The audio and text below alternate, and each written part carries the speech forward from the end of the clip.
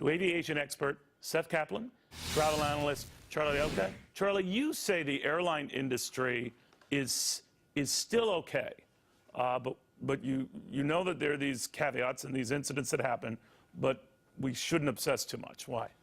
Well, I think that the airline industry has really, it's kind of magical to most consumers.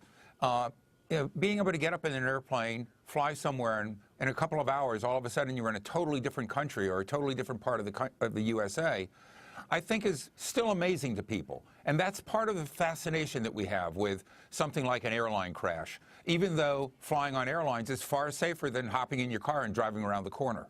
No, you're definitely right about that. But Seth, incidents like this, particularly when they involve the pilot, because that's the last person we think of that would lead to something like this, we reassess things, right? I mean, it was a big reason why airline stocks are getting pounded this week, something we're going to get into later. You had this idea that, wait a minute, we've got to reprioritize our worries here.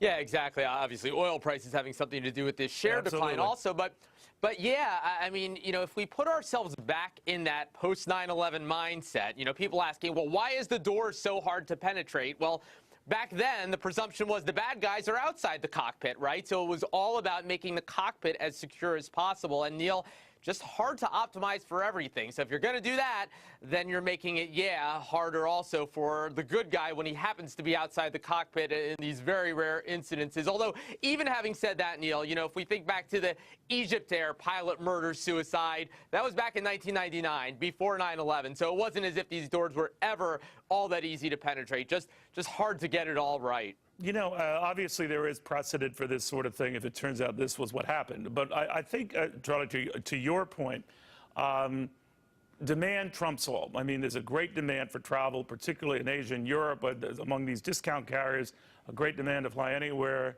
everywhere.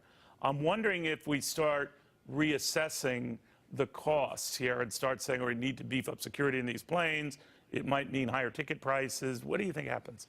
Well, I don't think it's going to really necessarily mean higher ticket prices. Here in the United States, we have very specific rules in terms of cockpits. There's always at least two people who have access to a cockpit. If a captain has to leave or the first officer leaves, a flight attendant can go in there into the cockpit and take their place. By the way, we're going to get into this, but what good does it do if a flight attendant gets in there? He or she is not going to be able to fly the plane.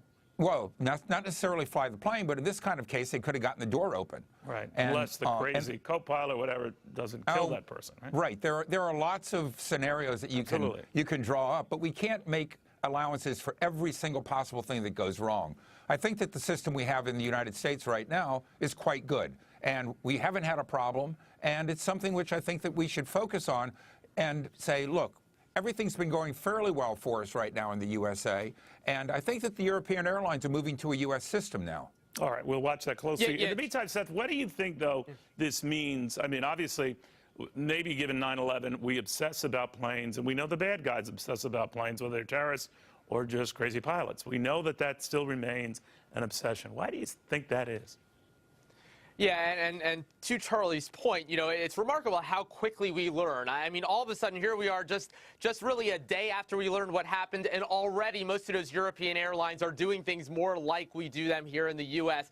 As for just the broader obsession with airlines, I think it's a lot of the things you said. And you know, I sometimes ask myself this myself, right? Because most people, you know, we use our cell phones all day long. We shop for groceries a few times a week. Most people, they fly maybe once or twice a year, and yet they think more about airlines than they do about their cell phone company or the supermarket. And yeah, part of it is that, you know, that cell phone or the supermarket won't kill you, right? No, you're right. And I think it's beyond that, Neil. I think there's part of an emotional attachment to it that some of the very best and worst moments in people's lives can involve airlines, right? You go on your honeymoon, you got in an airplane, you know, you went, unfortunately, to a funeral, you flew there on an airline, and maybe the flight was canceled or delayed or what have you. So I think it's just these extreme circumstances that, even though, you know, as Charlie said before, pretty amazing what the industry does accomplish, those bad extremes are so much more visible, as you said, than, you know, than what happens with your cell phone or the supermarket. Guys, I want to thank you both.